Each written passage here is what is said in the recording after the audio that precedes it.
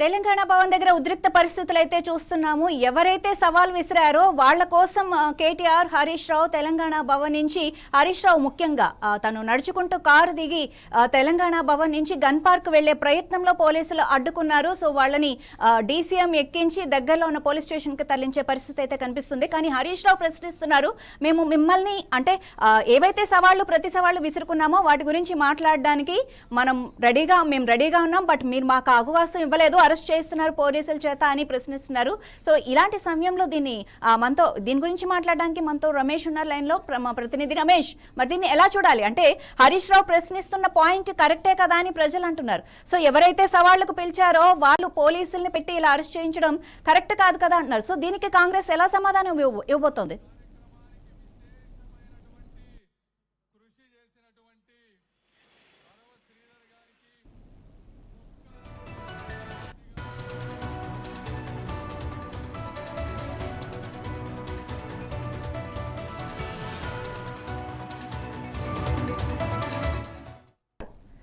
So already Harish Rao ప్రశ్నించారు, మీరు అక్కడే లైవ్ లో ఉన్నారు. సో ఎవరైతే మనల్ని సవాల్కు పిలిచారో వాళ్ళు మనతో మాట్లాడకుండా, మాట్లాడే ప్రయత్నం కూడా చేయకుండా, మేము అన్ని ఆధారాలతో వచ్చాము, మమ్మల్ని అరెస్ట్ చేయించే పరిస్థితులు ఇక్కడ ఉన్నాయి, ఆల్రెడీ అరెస్ట్ చేయించి డీసీఎంలో ఎక్కించి దగ్గరలో ఉన్న పోలీస్ స్టేషన్కి పంపిస్తున్నారు. సో మాట్లాడడానికి వస్తే ఇలా చేయటం కరెక్టేనా? అంటే మీ దగ్గర సరైన ఆన్సర్ లేవు కాబట్టి మమ్మల్ని ఇలా అరెస్ట్ చేయించారు అని చెప్పి హరీష్ అంటున్నారు. సో దీనికి కాంగ్రెస్ ఏ రకంగా సమాధానం చెప్పబోతోంది?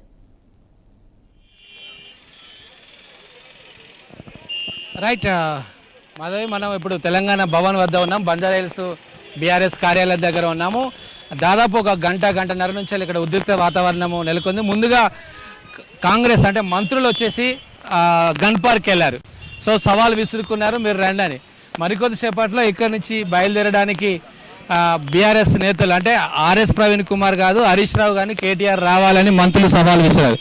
సో దీంతో కేటీఆర్ వచ్చారు, కేటీఆర్తో హరీష్ రావు వచ్చారు, హరీష్ రావు, ఆర్ఎస్ ప్రవీణ్ కుమార్, అదేవిధంగా ఇప్పుడున్న ఎమ్మెల్యేలు అందరూ కూడా బీఆర్ఎస్ ప్రధాన కార్యాలయం తెలంగాణ భవన్ నుంచి బయలుదేరదామని బయటకు వచ్చిన నేపథ్యంలో అప్పుడే పోలీసులు దాదాపు చాలామంది ఇక్కడ వెయిట్ చేసి అరెస్ట్ చేశారు, అడ్డుకున్నారు. చాలాసేపు దాదాపు ఒక గంట సేపు హరీష్ రావును అరెస్ట్ చేసే ప్రయత్నం, అదుపులోకి తీసుకునే ప్రయత్నం చేసినప్పుడు కార్యకర్తలందరూ కూడా అడ్డుకున్నారు.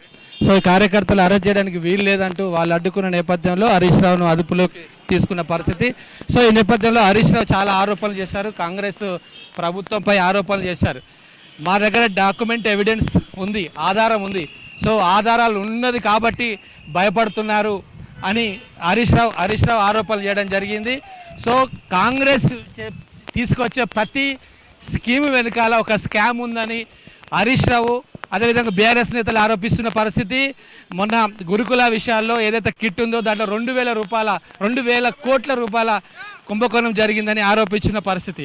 సో దానికి ఇక్కడ సవాలు విసురుకున్న పరిస్థితి. మా దగ్గర డాక్యుమెంట్స్ ఉన్నాయని వీళ్ళు పేపర్లతో తెలంగాణ భవన్ నుంచి బయలుదేరినప్పుడు అడ్డుకున్నారు. దీన్ని హరీష్ రావు బీఆర్ఎస్ తీవ్రంగా విమర్శించింది.